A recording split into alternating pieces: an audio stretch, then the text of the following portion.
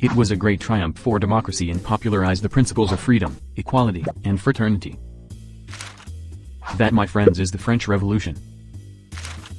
It began with the Estates General in 1789 and ended in 1799 with the formation of the French Consulate. The revolution can be reduced to 3 acts. Act 1. In 1789, the French state was bankrupt, but the nobility opposed all reforms to improve the economy. King Louis XVI then called for a meeting of the Estates General, so the commoners, nobility, and clergy could find a solution together. Well, he got a revolution instead. In July, people stormed the Bastille, a prison fortress in the heart of Paris, and it got bloody. In 1792 the king then attempts to flee Paris, only to be captured. Well, that concludes Act 1.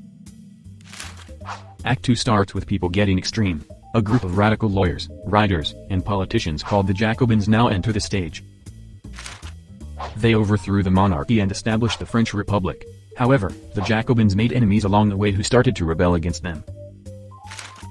They used terror and public executions to suppress these rebellions. Well, that backfired and the Jacobins themselves were sent to the guillotine in the summer of 1794. That ends Act 2. Now, the final act with Napoleon Bonaparte stepping in. During that time, he just won stunning victories in Italy and it won him a popular following in France. In the final scene of the revolution, he returns to France in 1799 and seizes power. It was a truly legendary feat, as he seized control of the French government in a matter of days, without sacrificing a single life.